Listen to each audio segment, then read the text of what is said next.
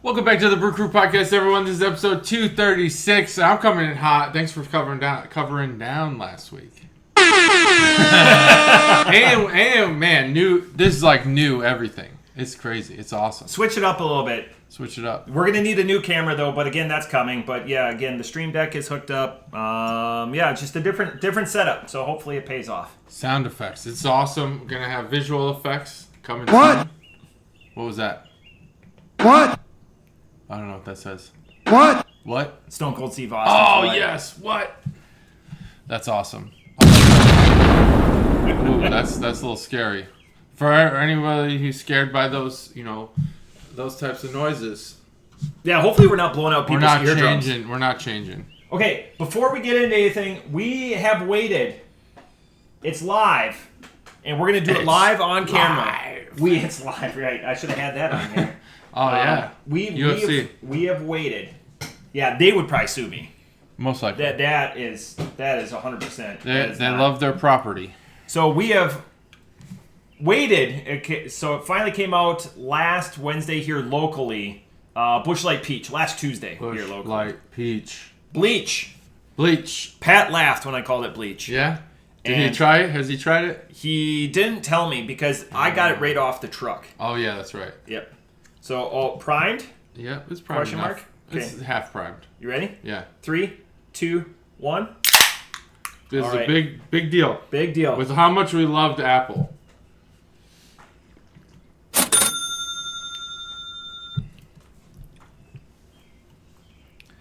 Not as terrible as I thought it was going to be. Not as earth-shatteringly good as the Apple. The peach. I don't. Okay, we're alike. It's no Blapple. It's no Blapple. Bleach is no Blapple. With that said, I'm pleasantly surprised because I'm on record. I don't like peaches. This is drinkable. It's drinkable. I won't be hoarding it. I'm fine with one rack. Yeah. I was really worried because I used to drink this peach seltzer like religiously. I loved it. It was my favorite thing in the world. And then I got COVID and I could no longer have it. It tasted like chemical garbage to me. Yeah. And that never has come back, that taste. And I was worried that this was going to have the same effect. It doesn't. This does taste peachy. Which is good. It's just not. Man, you know what? This kind of has that like a aftertaste of Mikkeller. Like I don't like Mikkeller aftertaste. I think it's fucking horrible. Bring back Blapple. Yeah, like I was just watching Mark Rober the other day, and one of the things he says in his videos, if you don't know, he's the guy who does like the glitter bombs and stuff. Yep, great engineer. And one of the things he says in his videos is, as an engineer, when something's going right, don't change everything. Just change something small and act like you made a big change. They shouldn't have changed Blapple. And that's the bottom line. That's exactly right.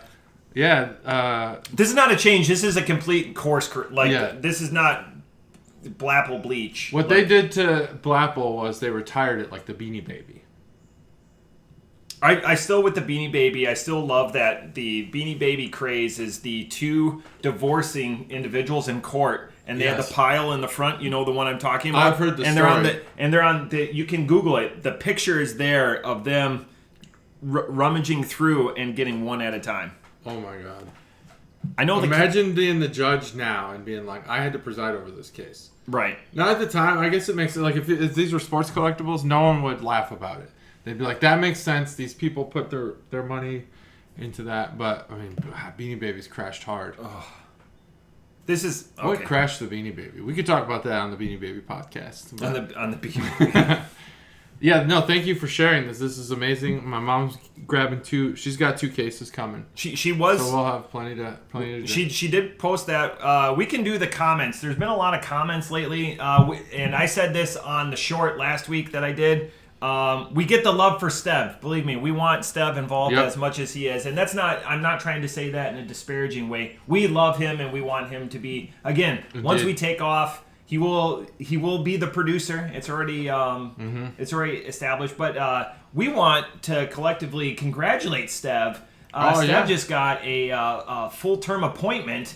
We'll just call it a promotion at work. I'm clapping because I don't want the microphone to go crazy. It's well done. So that air horn is for you, Steph. Congratulations. We've got a bounty for you next time we see you. We'll say it's a congratulatory gift of wares or whatever. Oh, yeah. So, again, we hear you, Chuggalos. Thank you for commenting down below. Stev's episodes are amongst the highest in the first, 3 weeks. Down. The Nielsen ratings on anything that Stev touches turns to gold. People love stuff. So, that's awesome. Number 2. So, if you guys were checking, I just bought, and I posted a lot of the pictures, a lot of the, and we're going to go over some of those beers today, but I wanted to talk about it. I bought from Dayton Beer Geeks. There's individuals that are selling. Chuggalos Steve. Chuggalos Steve. We're gonna call him Chuggalos Steve. Welcome to the program. Welcome to the program. You're gonna be supplying a lot of beer for a lot of time to come. Mm-hmm. This individual, it was like he was closing down his own private store. Yeah, that's what the pictures look like. In excess of thousands of bottles. He doesn't even know. I only had a little bit, but I posted the pictures on our Facebook page. Those are just I bought entire series, at least one deep of each series that I'm like, please just pick some out for me because I don't know. Even though we've done a podcast for approaching 6 years, I don't know what I don't know. Still, yeah, there's a lot we don't know. A lot of the beers the two that we're doing today were both brewed before we started the podcast. Oh, wow. Right? Crazy. Wow, yeah. So they could be bad. And he says, and one quick story, he's gone through a lot of them. And him and friends would come over and they would crack one or two. And if it was bad, they would throw it in the recycling bin. Okay. Like one of those roll-out recycling bins. Oh, yeah. Okay. He, in a 6-month period, he got rid of 3 full rollouts. Whoa. No, that's not the whoa part. Well, that's not the whoa part. That's a lot. He goes, no, you don't even know. We had to smash all the glass to get them to fit. Damn. 3 smashed glasses full of rollouts to get rid of bad beer. Of bad beer. Damn. I had 2 this weekend, and I was pleasantly surprised with both of them. Wow. But the 2 that I picked for today's episode are even older than those, but I've checked them. They're both cellarable beers, so hopefully that... But again... check out the Facebook page. I posted 5 or 6 pictures, and that's not even. He taught me a new term, and this is what a bleach is going to be. And I present it to you, JT. Okay. Fridge filler. Fridge filler. Sometimes you just buy beer to have as a fridge filler. So he was just giving me cans of beer. He's like, "Hey, just take this with you, like cans." Oh yeah. This is a fridge filler. This is a fridge filler. Okay, I think that's a good term. Yeah, I agree. I've never heard that before. Now, I do have like a brain separation of the craft beer for enjoying and tasting. Yeah. Versus beer, craft or not, for just mass consumption. Yeah. So I always have. There's the fridge in the carriage house has 3 shelves. The middle shelf is Busch Light, always Busch Light, and usually Truth. And then that's for everybody to just take. But you can take from the top shelf. That's craft beer. All just different kinds of craft beer. And the bottom shelf is podcast beer. So, Truth. That no one can touch. Truth for you is a fridge filler. Truth, yes. Wow. There it is. Big time. There it is. Fridge filler. Truth is a fridge filler. Sometimes Boat Show. But mostly Truth. And I do have some Blapple in there. Which I need to drink. I need to have a gathering of the Chuggalos. Gathering of the Chuggalos. So that we could drink some of this beer. We could drink some of this beer that will go bad. I do still have 1 Pliny left. Yeah. And you're not supposed to cellar that. That's not a cellarable beer, but I have it in my cellar. The elder or younger? Elder. Younger is pretty hard to come by from what I understand. Yeah. I thought you could cellar younger, though. Oh, maybe. I can't remember. That's why I was just asking. It's elder. And then talking about Pliny, God, this segue, and I almost had a nice segue sound. Oh yeah. But needed a segue moving. Yeah. The motor. Yeah, the motor and the segue. I did message Sarah down at Barrel House about getting our intentions out there, so she can order for us this year. Yeah. So if a Pliny makes its way into the advent calendar, so I just did that a couple days ago. I said right now we're looking 15 to 20. So again, I put this out on the short that happened last week, but again, I know it's not the mothership, so not as many people listen. But I'm putting it out at the mothership. If you're interested in an advent calendar, please let either one of us know. Because Bring up the poll on that. Bring up the poll so you can click the button. Bring up the poll here. Alright, so now the poll is supposed to click on I'm attending or not attending. RSVP. We already know the date. It's going to be November 10th, 2023 at 11 o'clock down at Barrel House when they open. It's a Friday. So treat yourself, make it a 3-day weekend. It's also the federal holiday of when Veterans Day will be observed. Yep. But again, if we can get commitments, we can get a much better and wide diaspora, if you will, of beers available into this year's advent calendar. I'm projecting 15 to 20. Could be more, could be less. Last year, again, we had 11. Maybe even just, Let us know. Let us know. Just let's do that. So then that gives us, and then we can have Sarah start looking at ordering and fulfilling those. That'd be great. If we got, man, can you calendars. imagine getting some like Russian River and Mother Earth, stuff like that? Things stuff we don't even know get. about. Yeah, Things right. that just in our group think that we know about. Right. Just, breweries we've never heard of from California or from Romania. Anywhere. Yeah. I will say with the bleach, the lingering is pleasant. Yeah, the lingering is pleasant. It does taste like I'm It's not eating good. fruit. It's better. Yeah. It's better lingering. Yeah, this beer, I feel like the Busch Light is different. Like the actual beer's different. Don't go changing that recipe. Don't change that recipe. You guys have nailed it. So those are the three big things I wanted. Those are huge. Those are all three big things. I can't follow that up with anything significant, but I have been following this story, and I don't want to rehash the story itself, but the orcas that have been capsizing boats. Yeah, off the coast of the Iberian Peninsula. Yeah, this has been happening, and so I've been really kind of getting not obsessed, but a little consumed by learning about orcas. They're very smart. Yeah. And so then I watched this documentary that talked about the brains of different animals, and it's all about the folds, how many folds your brain has. That's how intelligence is measured, or your capability to be intelligent. And orcas are near the top. Dolphins, orcas, and monkeys. And humans are at the top. We're the top. So that's why when you call somebody a smooth brain, that's an insult. That's a very big insult. Okay. Yeah, I mean, you're basically. I never calling knew them, why it was the folds, though. Yeah, you're basically calling them what is like there's some animals that have like no capacity for thought, and it's like not jellyfish because I don't think they have a brain at all, but similar to jellyfish. Yeah. Anyway, so then I started thinking, I wonder, the orcas, they'll hunt and they get a taste for things. Then I was like, I wonder if orcas could taste the difference in craft beer and what kind of craft beer they'd like.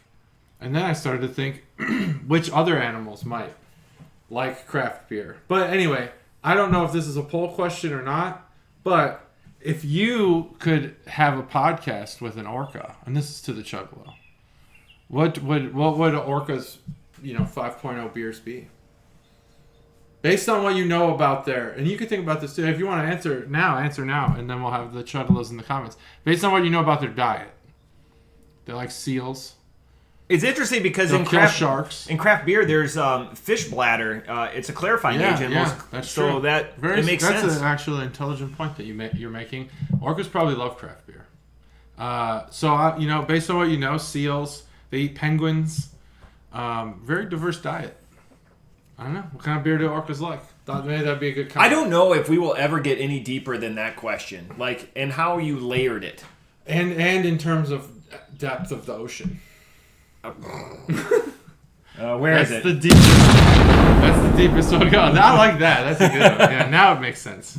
Now the explosion makes way more sense. So those were my thoughts. And I wanted to share that I did pull the most Matt thing I've ever pulled. I went to Florida with my son. This is important. And I drove back with only an hour and a half of sleep between. I got a full night's sleep. Then I drove. Stopped at a gas station, Wayside. It's Buc-ee's. Buc-ee's. Stopped at a Buc-ee's. slept for an hour and a half because I was way too paranoid. You know we're getting a Buc-ee's here, right? That's crazy. But that place is insane. It's the first time I've been to a Buc-ee's. That place is madness. It's up in Huber, yeah. But they do have a. I did get myself a Philly cheesesteak wrap. Holy shit, was that good? Yeah. Like, that's good road food right there. Anyway, hour and a half, then I drove back. So I did a 16-hour drive in about, with traffic, 19 hours.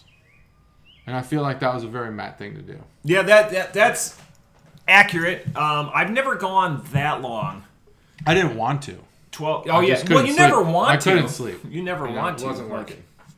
Well, yeah, even like if you have a blanket and a pillow in the most ideal of situations and you kick that seat back, I mean, it's still not ideal. It's not ideal, and it's just too many noises.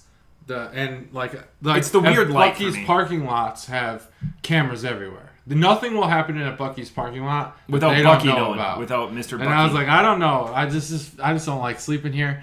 But my son, he got tons of sleep. He was well rested. If only we were 6 months in the future and he had his license.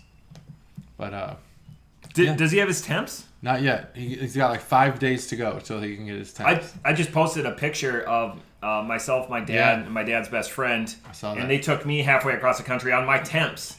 And my car, and I had my car before my license, and they made me drive during rush hour traffic, and I was between two semis at 15 and a half, and I was like, nope, pull over. Mm-hmm. I made it 45 minutes. Yeah, being between two semis on the highway is probably the scariest thing a young driver will do. Mm-hmm. Yeah, that's tough. It was interesting. Lots of memories, and again, 15 and a half, 40, 25 years ago. Wow, crazy. Saw those pictures. Very good. Very cool. I've got a bunch of treasures that are gonna, this more but a bunch of old. I'm not gonna photo dump them all because it takes a little bit to scan them, but. Yeah. There's a lot. I've got a fat stack of them. Gotta scan them. But if only there was a device that does that quickly. But they're not cheap. And then you use it and you're done. Yeah, that's the point. There's got to be a community photo scanner. There is. Just CVS. Yeah, that's the joke that you're making. Yeah. Yeah. CSV. Yeah. Oh, okay. I keep saying CSV and my wife keeps correcting me. But yeah, went to Florida. It was great. Any good beers? I mean, it wasn't a pleasure. Dude, I have beer stories, but they have a main beer, and I'll have to dig the name out from my notes. But yep. There's like one craft beer that everyone has. It's kind of like their truth. Cigar City. Highlight. No, but Highlight is on tap at many places there. Yeah. But mostly all the other parents on this baseball team, they drink regular beer. Just Miller Lite. Oh, domestics. Or Coors Light. Yeah. Yeah, when I say regular, that's what I mean. Yeah. And there was a Bud Light drinker, and he refuses to move from it, which the other parents found funny. I thought it was a decent running joke. Yes.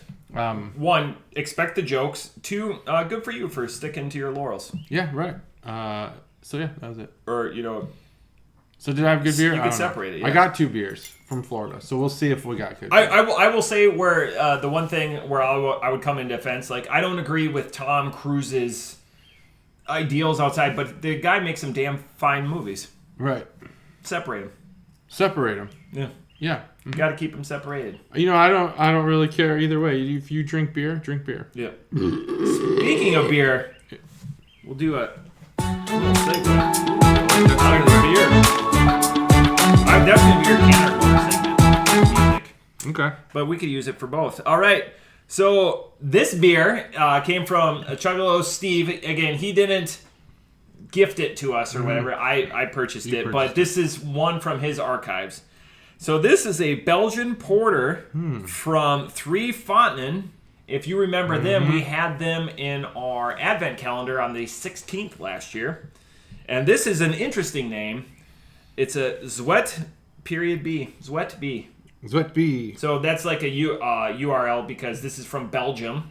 So .be is the suffix for Belgium. But again, a Belgian porter brewed with wild yeast. And this comes in at 7%. 7%. Belgian porter. And so wild yeast. Yeah, let's open it up. Yeah. Let's go here.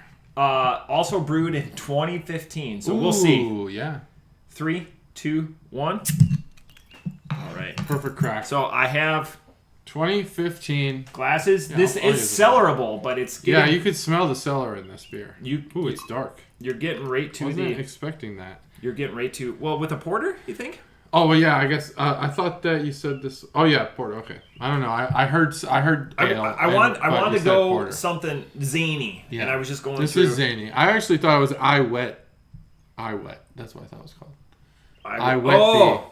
but it's zwet because the Z is very, No, interesting. I'm fully expecting. Wow, I'm fully expecting some of these cellared beers. Again, I know he said he went through some of them. I'm expecting some of these to be absolute duds, or again, because of my lack of understanding with my palate not being a true cicerone, maybe this isn't what the brewer intended. So either way, it's content. And you know my theory on beers. You got to try them all. So we learned from Chuggalos Phil while you were gone that, and I don't know that I've confirmed the truthiness in this, Yeah. but wild yeast is more of a opportunistic thing. It's more of an open air kind of thing, and the wild yeast comes from the air. Interesting. And so when they brew this, I don't think it's a hope because I think they know the yeast is gonna arrive. I'm not sure how this works. Like if the yeast is just like floating around in the air, I don't know how this wild yeast thing works. But it's there's no way to tie a specific yeast strain to these wild yeast beers because maybe they're collected in the wild and they're just packaged and sent. I don't know how it works. But Phil had said it's a very open air kind of concept, where the yeast it needs to arrives. oxygenate a little bit? It arrives on its own. I'm not sure how that works. Pre or post brewing, it just arrives. Yeah, this sounds wrong to me, but maybe it's half right.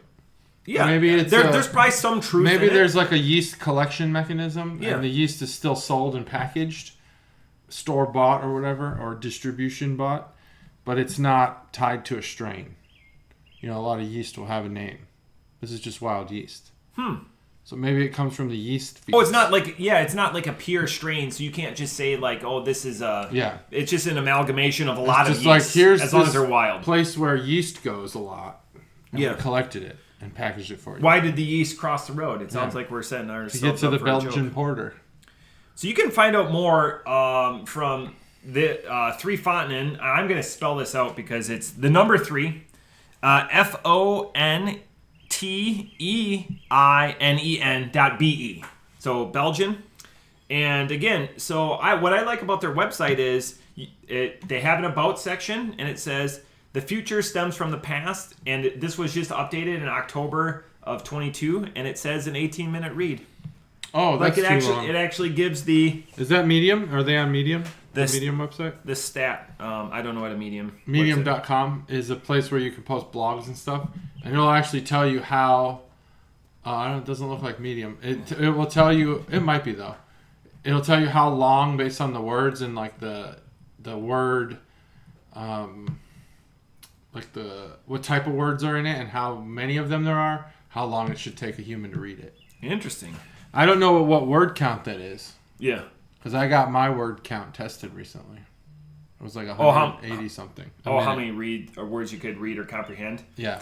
So the interesting thing, what I like about their About Us is, one, they started in 1882, and it says it does not run in a straight line. A couple of world wars, especially when you're in the Low Countries or the Benelux countries, but it goes navigate to a specific time period. So again, they started in 1882. 2 years later, they made this beer, it seems like. And then there's an amazing history. But again, tradition, they started doing lambics, what you would associate with Belgian lambics, gozes, fruit-inspired beers, a lot of saisons, a lot of cellarable or storable things because you didn't have the ability to control, climate control things. And with being in the Low Countries, they didn't have a lot of caves. There's not a lot of relief or topographic relief in those countries. So, again, a great history that I don't want to go completely into, but please check it out.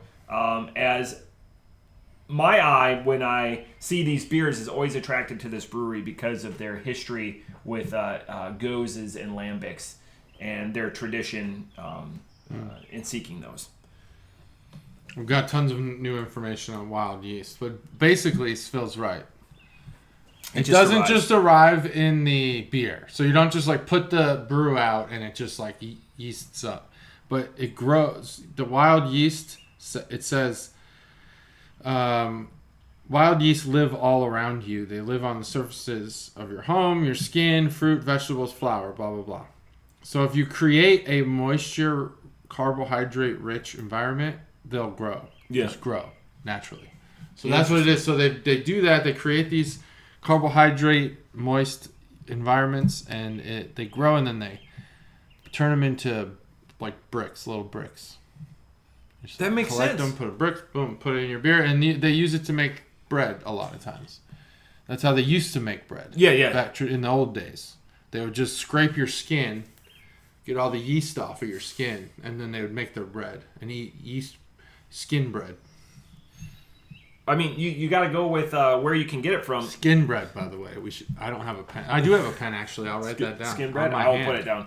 Here's something. Skin bread. Before we talk about the beer, here's something I want to show JT. Oh, dang. They lost 13,000 bottles in a warm storage room. And again, a lot of this wild or spontaneously fermented stuff. And he goes, the comment from the brewmasters, disaster. It looked like a war zone. You would just walk in there and bottles were just popping off. 13,000 bottles they lost. Wow. And again, a lot of what they do is bombers. You'll never find this in a can. You know, you have these European style little kickers, 11.2 ounce bottles, that thick European glass. But again, a lot of bombers, a lot of 7.5. So, you know, with the pronounced punt in the bottom of the bottle. So you can just imagine that stuff when it gets to a certain temperature just going off. They either have really tall bottles with pronounced punts. Yep. Or very chode-like bottles. Chode. With thick glass. Yeah. Like, this is, you want to bring this into a fight, not like a Bud Light or Miller this Lite isn't bottle. breaking. This is not. This is basically a blunt object. Yeah, it's not breaking. You're killing somebody. You're You going need one down of for those manslaughter. like window breaking tools to break this bottle. Oh yeah. That, you know, that they're like, oh yeah, keep this in case your car gets submerged, like conveniently. That's the first thing that gets. What are the laws on having those in your car? You're supposed to. Well, you can have them. They recommend Like them in the middle console, and it maybe has like a spring-loaded knife attached to it. Is that illegal? Well, then the opposite is like they have the seatbelt cutter too. Oh yeah, like true. The little hook. Okay. The versatility. Of I put one of those in my car when we went to Florida, just in case we fell into a swamp. You know, I wanted to be able to break the glass. Not really a swamp, but I wanted the knife in the car because we were going to go through some areas that I wasn't too sure about. Yeah, like Tennessee. Yeah, Georgia. Looking at you. And I was like, man, if I got pulled over, like you could clearly see it. If I was to reach in and grab my insurance information or my registration, you'd be like, oh, you have this knife that's probably illegal. Yeah. Because I got it in Afghanistan. What is it? But it has like a glass breaker on it. Like on the end of it. Kiri knife or whatever? It's a spring-loaded thing. Are you just trying not to say switchblade? Is it a switchblade? I thought switchblades were like smaller. No. This one's big. Concealed is under 3 inches. It's probably like that. Probably like 5 inches. And it's got safety on it and everything. And it just shoots up like a switchblade. Oh, yeah, no, that's fine. That's fine. That's not a switchblade. Switchblade. Oh, yeah, not that. No. It's got a button you press. Yeah, I have a couple of those knives. Yeah. Anyway. Thoughts on this beer? Thoughts on this beer? Yeah, I'm glad we ruminated on this because mine are evolving. Ruminated, that's a good word. Again, we're going to have a camera for this. The word ruminate? Here's the can art. Is that an oak foeder? I believe it's probably an oak foeder, or it's some sort of. It's a big barrel. I think that would be a foeder. Yeah, I mean that thing's huge. I'm on there about us. That thing's huge. Incredible. Very girthy. All right, what? So Zwet.b. Is that a website? Have you checked? No. Good question. Can you go to Belgian websites? You're gonna ask me a bunch of questions. Is that what you were gonna do? I started in that direction. Here's my thoughts while he sees if Zwet.b is a. It's not a real website. Blow up in our faces. I'm excited. Yeah, I'm excited too. So this tastes like if I was gonna guess at the beer before knowing, I'd probably guess porter. But Really? this, I don't. The you one are thing so I much would better guess at this porter than me. just because it has that dark taste, but very, very watered down. Like this. I don't know if ours have aged the same, but like this basically tastes like a uncarbonated. Not uncarbonated, but non-carbonated. So un probably implies it was at one time carbonated, and it now has been reversed. Non-carbonated, never having been carbonated, seltzer porter. It's like water with a hint of like malt, dark burn malt. Well, like Belgians aren't known for their carbonation. Okay, that's good to know. So maybe that's intentional then. Yeah. I wasn't sure if there was supposed to ever be carbonation in here. It has a interesting flavor on the tongue.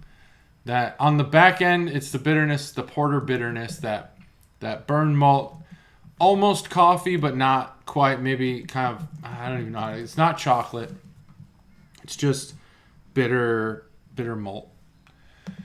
And on the front, it's very clean. It's almost like a crisp, like spring water. Like, you know, sometimes the water's so clean that it has a flavor. Mm-hmm. Yeah. That's okay. what this tastes like. So this is like a spring water porter. That's what I'm going to describe this as. Very clean. There's nothing offensive about this beer. I would say in my brain, I can't distinguish whether this beer was expertly crafted or novicely crafted. And that might be in its, part of the beauty of it is that it's just a well-ranging beer. It has... its identity is medium. I don't know. Unoffensive. Unintrusive. Can art has a oak photo, we assume, and the font is really nice. I do like that kind of like handwritten Zwet.b and Zwet.be. And you can tell that, I don't know if when Three Fontaine or Three Fontaine is when they became kind of more marketing savvy, but the font of everything except Zwet.be kind of has that we did this in PowerPoint feel to it, standard font, and that's okay. It doesn't need to be great. But yeah, that's the can art. It's when you find beer like this, especially from brewers like this, it's usually got more of like a classy, minimalist approach to it. Just here's a picture of something beer related, and here's our beer. So that's the can art. Did you say what the percentage of this is? 7%. 7%. Yeah. Maybe I wouldn't guess porter. Now that I'm thinking about it, look, that sticks. Yeah, like that carbonation. It does have that. Yeah. So this beer is, I think, as intended, but okay. Because that lacing sticks, which is nice. I'm not sure where I am on this beer as far as how much I like it. I don't hate it. Again, I think it has a clean taste to it. I think that's probably the only word I can use to describe it. It's very crisp and clean. But it kind of sits on the middle of my spectrum. 3.5 because it's good, but it's just not. I don't think I'll remember much about this beer. That's it. 3.5.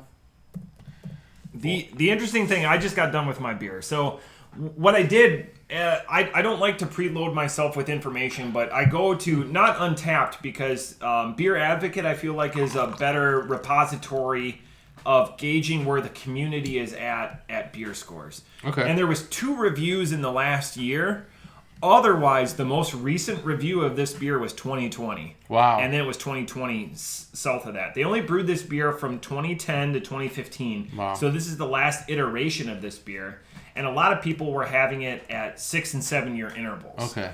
So on this beer, with it being a 2015, we're at an 8-year interval, which is a little bit long, judging by the community. And Beer Advocate, you can go there, and if you're not familiar with it, There's a lot more of the commentary that you're not that you don't come to expect from us that's available there, where they give like, you know, khaki coloring, the lacing and stuff like that. And the fact that that holds tells me that there's still life in this beer.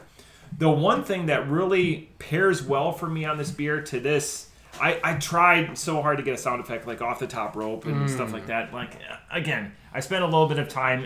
It will develop a little bit more because I can take this. This can be some road work for me. Is the cherry comes through. It's a subtle cherry because it's like a really earthy, and he's more of a cherry guy, and Randy Orton would be much more of a cherry guy. But like if you popped like either some cherry juice or like a Luxardo or something into this, I feel like that's what it was trying to go with. And knowing their history with lambics, I feel like that was the direction of this. I dig it. I want more of that. I want that amplified. So again, with it being at 8 years, I'm wondering if some of that retarded unintentionally or just, you know, happenstance because it's a little bit older. But I'm right with JT at a 3.75. This is perfectly good the way it is. I'm glad that it hasn't turned. So this is the third beer that I've had out of this cache of beers, and I don't feel like it's turned. So whether it, you know, the freshness or like a 2 to 3 year period, I haven't been able to research or find that. But I'm pleasantly surprised with this beer at a 3.75. A lot of people said that, just going through the comments, that it tastes metallic when it was cold, and you gotta let it warm up to get more of that cherry juice. Again, like I'm gonna drink it when it's cold. Like I'm not. It's not gonna be for me room temperature at least that. But a Belgian porter with lambic yeast. That's how they describe it. It's lambic yeast. Lambic yeast. Okay, Yeah. Fair enough. It just on the back of it says, I think, wild yeast. Yeah. Well, yeah, lambic wild yeast. Oh, okay. One and the same. Well, yeah, there you go. I think First cash beer, is it all right? Like, yeah, it's good. We've got some legs on this. Yeah, it's got legs. I agree, it's got legs. I will say that the cherry, I think I can trick myself into tasting it. Like now that you've said it. If you suggested that. But yeah. I didn't originally think that. I don't think I would have, had I not like looked at Beer Advocate and stuff like that, but it's cherry. Yeah. Like, that was all the commentary. Again, like, I've high hopes. I like, you know, there's other people that did all this legwork for beer, and it's just sitting on their shelves. Like, I will gladly let it sit on my shelf. You know. Do you think one person who knows what they're drinking said cherry, and then the rest are all like, yeah? You think there's a lot of posers on Beer Advocate? But there's more so not. Like, do you think in the beer community, much like in like the metal and punk rock community, there are people who are afraid to naysay or be different? But that's the weird thing about punk rock. Different? It is, but it's about being uniformly different, and that's a big problem. That's the problem with a lot of punk rock, is that interesting. Oh, you're like, there's a lot of gatekeeping. Oh, you don't like the Ramones? Well, the Ramones are cool. I fucking hate the Ramones. Like, I just never got into them. I don't hate them as people. I just think the music's like a good segue into punk rock, and I'll leave it behind because I don't really care to listen to it. But like in beer, I feel it's the same way, where they're like, oh, you don't think that's cherry? Well, you don't know what you're talking about then. But I think, you know, but like being counterculture is okay. If you taste something different, you stand by that. Yeah. But if you go in there and you're like, oh man, 10 people tasted cherry in this, even though I don't taste it, I'm going to be like, yeah, the cherry's prominent. Cool. 4.6. Interesting. And 4.6. That's counterculture. That's counterculture to this? 0.25 increments, people. Well, for our podcast. What about Beer Advocate?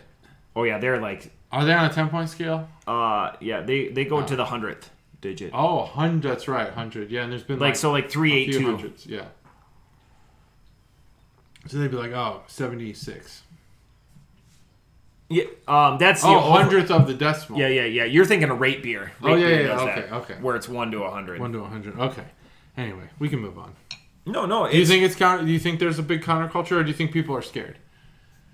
I think on Untapped, people aren't scared. But they're anonymous. I think on Beer Advocate, they're scared. Because Beer Advocate's more to the community. Well, I guess if I have a truth and somebody looks up all the truth ratings, it's going to show up. So, interesting. I never thought of it. I maybe it's not even a website specific thing. Like maybe they're just. If we were in a room full of experts, Yep.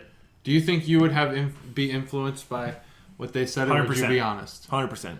I think I'd still be honest because we talk a lot of shit. Oh yeah. Like we make up these stories, kind of like in our conversation about how there's this like. I want to say I don't make up a lot of my stories. No, they're like there's this anonymous group of people who are saying that this beer is great. Yeah. But we disagree, and we do that here. But if there were two experts sitting here, would we say it the same way? Now I'll say I think I did hold back a little in front of Jason from Cook and Handle. I was 100% honest because there were some things that he said that I was like, we've disagreed with the statement he's currently saying. Yeah. And in the moment, I didn't argue with him. So maybe I'm also guilty of it. But I feel like we've done enough episodes now, even beyond the one at Crooked Handle, that I think we could be honest and we could stand by our convictions. And we could make an intelligent enough argument to where they'd be like, "You're wrong, but I respect that opinion." And you know. Whereas if it was 2018, they'd be like, "You're an idiot." No, the worst case, we're just like, you know, you either agree with us or we're gonna burn this fucker down. That's what they do. They burn shit down. These motherfuckers. Beer number 2. This one. Ooh, yes. This one, I know for a fact, keeps. I say that confidently. All right, this is Mikkeller. I've got a bunch of Mikkeller stories. Oh, I've got some Mikkeller stuff too. Some content. Bunch Weasel. This is an Imperial oatmeal stout brewed with coffee. Don't be scared though. It's only a 7.5. I'm scared. It's a 7.5. Do I need to warm it with my hands? Oh yeah. Put it in my butt. Do I need to put it in my butt cheeks to warm them up? Not in the butt. Just the cheeks. 3, 2, 1. What was I supposed to write down because I forgot already? Skin bread. Skin bread. But I also had said a few more things since then that I thought was great, and I forgot. Yep. That's what happens often on it the podcast. Typically happens. Mikkeller. Okay. Yeah, there's good stuff here. Mikkeller, they're the OGs of can art, by the way. Really? They are the OGs of can Their art. website is fantastic. They are, and I know the guy by name who does their art, Keith Shore. Topps, the company that makes baseball cards, which I am, if there's anything that is a hobby of mine other than beer, it is baseball cards. Being a good parent. I love doing that, but I consider that to not really be a hobby as much as like maybe natural selection, making sure that our name survives and thrives. Oh my god, so good. Driving to Florida for your son's baseball tournament makes you a good. Oh, parent. well, thanks. So still not a hobby though. Thanks, I appreciate that. No, that's. You'll do the same when your daughter's on like the swim championship. Oh hell yeah, swimming. Yeah. Oh wow. So Topps had hired Keith Shore and several other artists, but Keith Shore notably has a very distinct art type, and he recreated 20 rookie cards, of famous Topps rookie cards in his famous Mikkeller art. This just weird face. Well, that's even not really a Keith Shore art right there. I'll show you examples of it. Yeah. Anyway, you have a lot of this. Let me taste this beer before. Why? That scent, holy shit. Oh, they're different backs. Oh, they're different beers. Uh-oh. Ah! Oh, this is amazing. Okay. Now we're gonna have to do 3 beers. Because I was like, oh, I'm getting a different. I was like, I don't have a different. Oh my god, JT. Let me pull up these Keith Shore baseball cards while you do that. Okay, so my beer is they look alike. So I'm going to defend myself while you're looking up the Keith Shore. You're defending. I'm actually going to get up. Yeah. So both of these are insanely old, and I'm sad that I might have multiple of these, but they're both beer geeks, both designed. The one is brunch. This is a series. The other one is breakfast. JT had the likelihood of doing the breakfast. I gave you the stats on the Bunch Weasel. JT's is a oatmeal stout brewed with coffee, and mine is an imperial oatmeal stout brewed with coffee. So they're not a little different. So a little bit different. So that's yours. I'm gonna get another glass. Yeah, let's get another glass. Here, I was totally prepared to do everything hands free. I had multiple glasses. Oatmeal stout brewed with coffee, and so this, and you said that was 7-something%? 7.5. Well, this is also 7.5, and it's not an imperial. Right. This is crazy. Okay, That's weird. Okay. So yours is an imperial oatmeal stout. No, yeah, imperial. And this is an oatmeal stout, both at the same percentage. And brewed with coffee, both of them. Oh my Weird. God. Okay. I know for a fact, I don't care if I influence you or not, I know for a fact this is how they designed it. It's gotta be. Otherwise... It's gotta be. Beer Geek. That's a cool name, by the way. This is also 2015. This is an 8-year age on both of these beers. Oh, wow. I'm going to check if I have more of these, right? Man, I don't want to influence you, but one is clearly superior to the other. One is... Really? Side by side? Oh, hands down. Oh, yeah. One is clearly superior. Oh my God, that's not even close. Here's what Keith Shore's art looks like. Hopefully no crazy alerts come up. So these are, Ted Williams, Ken Griffey Jr., Willie Mays wearing a cowboy hat. What's this one? Oh my God. Nolan Ryan, Mariano Rivera. These are just wildly famous rookie cards. Yeah. And JT, Keith Shore did, and I have, I'd say I probably have 15 of the 20. I still don't have the complete set. But so that's what you're saying his art looks like, right? Yes. So that's the can art, and I don't know if you want look up the can art. It's very distinct. I mean, Keith Shore. If you see these round nose kind of bug eyed pieces, like humanoid art pieces, you're like, that's Mikkeller. But now because Keith Shore's branched out into baseball cards, you're like, that's Keith Shore. So I think he's done a good job at making a name for himself outside of beer. You can find out more from Mikkeller, MIKKELLER.DK, because Mikkeller's out of Denmark. Yeah. But they're gypsy brewers. So there's not, they just pay. Are they? I didn't know that. They've never had a location. Holy shit. And they've been making beer since For as big as they are. They've been making beer since 2006. So they just rent lines. I mean, that would be like Nowhere in Particular, before they had a physical location, being able to brew and distribute to Europe. Yep. That's crazy. And they brew most of their beer out of Belgium. Even though it's a Denmark website.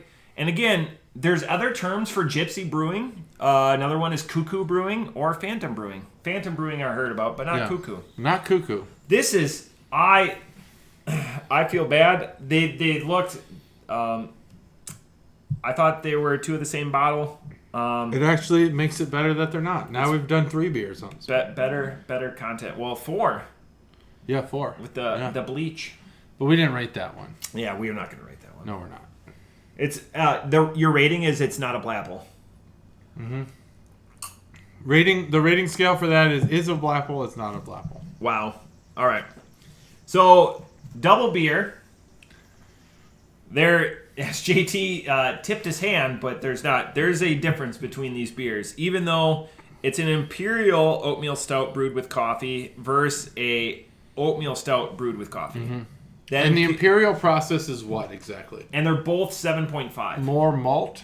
I thought longer wait times. in a DIPA, imperial. I thought it was a longer. So in a DIPA, it's more malt. Yeah. Double the malts. No, double dry hopped. Oh, that's a DDH. That's GDH. Yeah. So in a DIPA, it's double the malts. This is in more fill stuff. Yeah. Double the malts. Triple the malts for a TRIPA. But imperial is not. They're not saying it's a double stout. Yeah. So I don't know. Maybe it's time. Maybe it's wait time. Because there's a certain point where this is what makes the beer. There's enough more spill stuff. I don't want to claim that I know this stuff. When you cut the beer off from fermentation, if you do it early, you still get alcohol content, but you also get sweetness. If you just wait forever, it's just like all alcohol. Yeah. Which is why the cellaring process works the way it does. So, imperial, I wonder what that means. Because what might have happened here is they brewed this oatmeal stout. And like me, they tried it. And they were like, you know what? This might be good in the oven for a little longer. And by oven, I mean that hypothetically. Metaphorically or whatever. Yeah, it's just like, hey, It's like, let's put this back in the process. And so anyway, while you do that, I'll give my reviews of the two, of probably both. So you did show this already, right? Yep. Okay, so I don't have to. I'll do that. That was my mea culpa. Like, yeah. I didn't intentionally screw this up. So the can. I mean, we have to talk about, because Keith Shore is kind of like the OG. This was like this company was doing can art. I'm sure he's not the OG. There's been can art forever. We go back to the early days of mass produced beer, and you have can art. Someone had to think of what to put on the label. And you see like Miller Lite, for example, had through the 80s and 90s that weird like leafy logo, and it's come back. Someone had to design the Bush Mountains, even though Anheuser-Busch is in St. Louis. Oh God. Anyway, but Mikkeller has always had the same artists, as far as I know. Keith Shore doing their stuff. So that's the can art bonus segment, is just to say it's distinctly Mikkeller. Now they do have some, looks like maybe, I don't know, berries, some sort of vine with berries on it, a hat, and a French press. Is that a French press? Is that what that is? Yeah. Okay. So that would be essentially, yeah. It doesn't have the plunger, but Doesn't have the plunger, but it has the pole in the middle that would be the plunger. Oh yeah, it has the plunger. I just didn't see it. Top. Yeah. And that says Beer Geek, which is cool. I think that's their name. line. I like that name. It's a cool line. So that's the oatmeal stout, and then the Imperial has a cheetah. Does the cheetah have a head? Am I missing the head here? That's an interesting can art if it doesn't have a head, because I can't see it. Oh, it's underneath. It's underneath. That's the ear. Okay, that's the ear. Oh, interesting. What the fuck? Okay, it's got a cheetah, and then it's got a spilled over beer glass, and then Beer Geek. Okay. That's the can art. So the stout, the non-imperial stout, I would say has... It's probably a weasel, by the way. Bunch Weasel. Oh, weasel. Okay.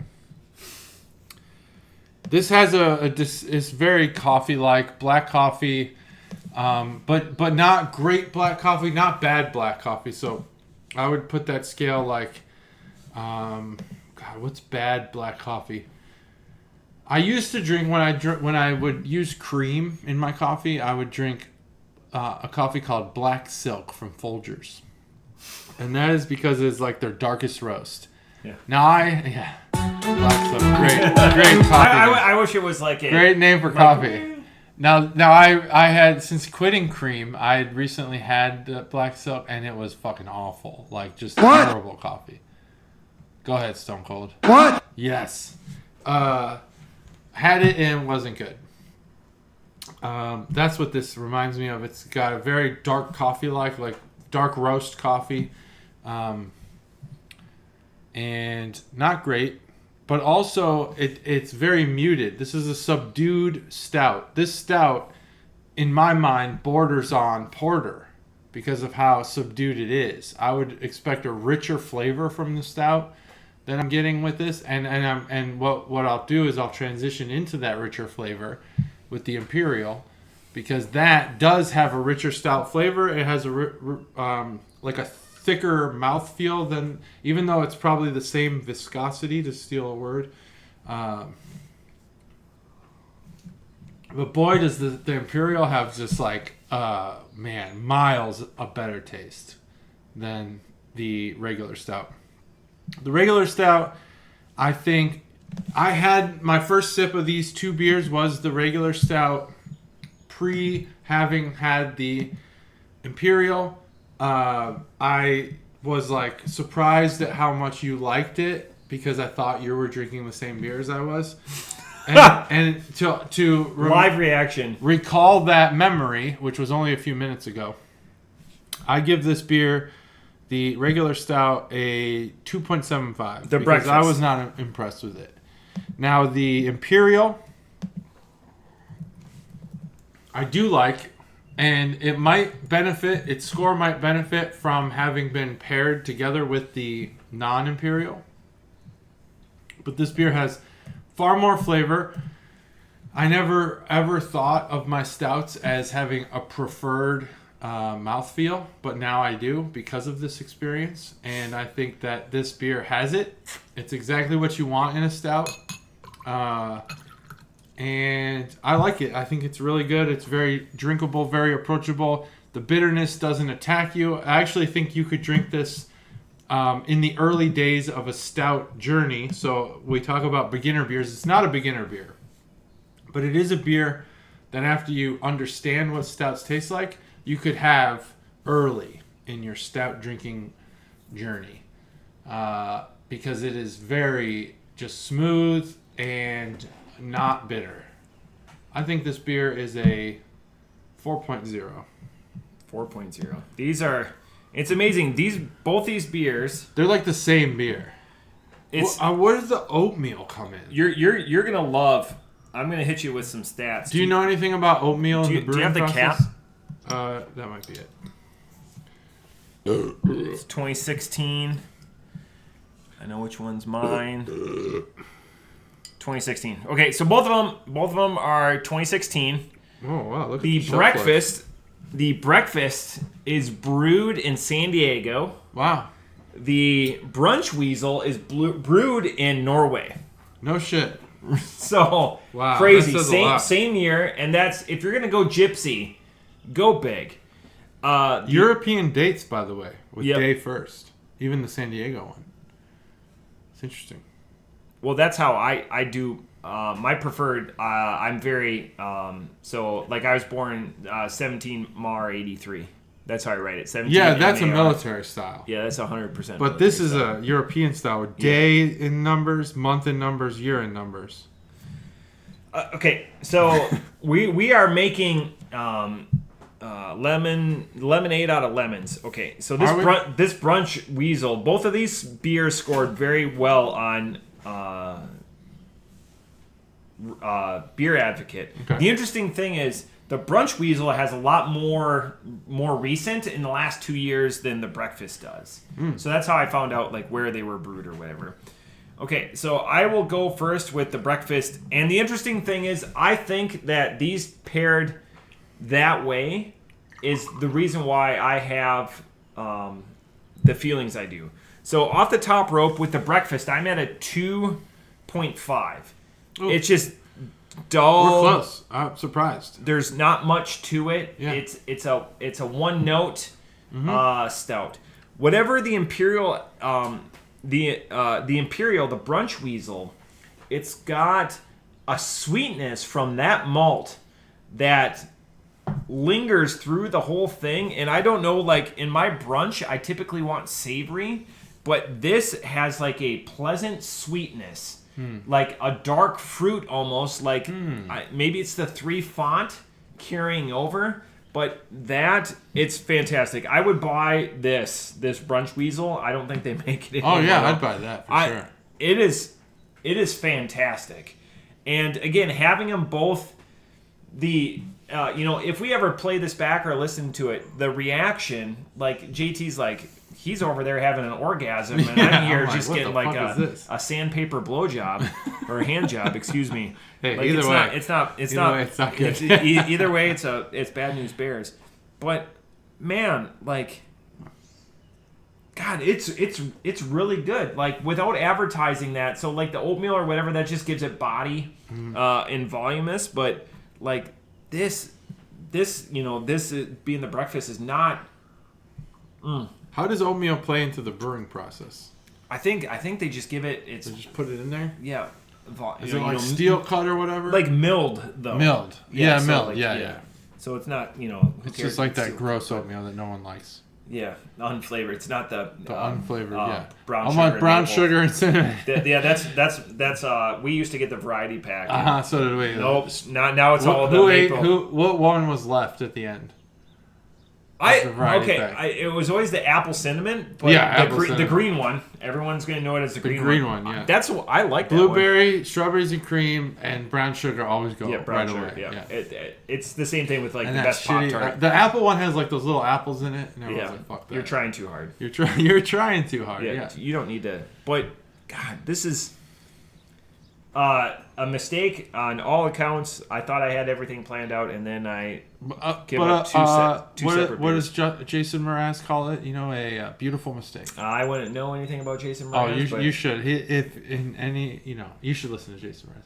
Very calm. Not like that air horn, but yeah. I mean, in the middle of all the metal and punk rock we listen to, sometimes you gotta throw in a little John Mayer, Jason Mraz. This Bunch Weasel is. It's good. That beer's good. What did you give it? 4 or 5. 4 or 5. Excellent score. 4 or 5. For sure. But there is the pairing between, I think it pushed them. I wonder what this would be without its counterpart. I mean, I liked it without knowing that, and then you were like, "You did." I was just confused. I was like, "Huh, man, we've been close on a lot of beers within 0.25 like so often." Yeah. But the amount of distance we were about to have between our two beers. Yeah, lately, the last one, Omegang, from mid-May, we were 1.25 off. We were 0.5 off on Nightmare Water. Nightmare. Waldo, we were 0.25. El Zacatan, we were 1.25 off. Wow. I don't want to give too much credit, but I want to put this on recording. My son, my older son, he's very innovative in his shit talking, and he has developed some pretty good like things to say from the dugout. Kids don't say once you hit like 13, 14 years old, you're not like we want a pitcher now. Yeah, we don't do that anymore. They do just straight trash talk. It changes. And I went to a UD baseball game, University of Dayton for those non-Dayton people. D1 baseball, they shit talk the whole game. I did not know that. But it was amazing. Anyway, at high school level, it's gotta evolve. And they don't do like, what's the one that everyone used to say when we were kids? It was like... swing bada swing bada. Oh yeah. They don't do that, and they don't do like whatever the chants are in youth baseball. My son started screaming "Nightmare" from the dugout, and I don't know, and he doesn't know, and no one knows, and that's the best part about it, what it means and who it's supposed to be benefiting and hurting. But he just sits there and goes "Nightmare, nightmare, nightmare," and it fucks the whole game up, and it's awesome. So I want that to be on recording, that was him he invented that. Nightmare. If you hear "Nightmare" from a dugout at any level of baseball, it was my son who started that. Nice.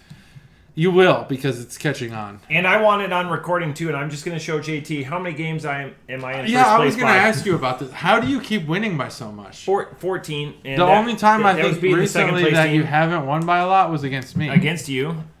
We tied. Your losses are so few. I also got an apology from the second place team. He's an apology? Not an apology. He's like, man, I say one thing and then my team shits the bed against you. Did they shit the bed? Yeah. So I won. I won last week 8-3. Yep. You were the only one in like I'm the top doing half. well. You're doing well. I think you're at 500. I'm at a little over 500. I'm the only one in the 80s. There's no one in the 70s. I'll be honest. I should be in second place. Just based on like how much work I put in, the grin that I made, and how much I've been succeeding lately. I've put in a lot of work. A lot of work on this team. I have an NA and I have 6 players on the IL right now. I have an NA, and he was supposed to be a stud. Yep. But I have my whole roster, my whole opening day roster's on the IL basically. Yep. A lot of day-to-days too, which piss me off. I'm maxed out right now. I'm blessed. #blessed. Yeah, I'm #blessed as well. I got a lot. Octothorpe. Yeah, for anyone who doesn't know, we're talking fantasy baseball, and I also have a lot of IL guys and a lot of. I'm maxed out. If I was to try to get anybody, I got to drop somebody I don't want to get rid of. Fucking Chris Sales on a 60-day IL. And the only reason I'm not dropping him is because he's a strikeout machine. Yeah. I mean, the dude had like 70 strikeouts before he went on. Live for the moment, though. You gotta keep these guys. Yeah. You gotta keep the right guys. I love baseball. I could watch it every day. Well, I watched a lot. In fact, I watch it every day. Watched a lot of baseball this last weekend. Going to a game at Miller Park.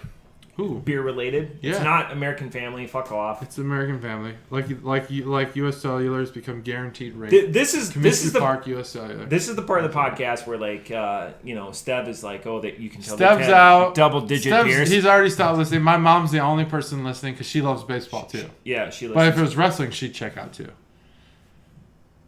There's people out there. One of my favorite Twitch guys that I listen to. And I'm just a fringe guy. I'm not a big guy in his community. He listens to the same music I do. Like, he's a big wrestling fan, and he's a huge baseball fan. Ooh.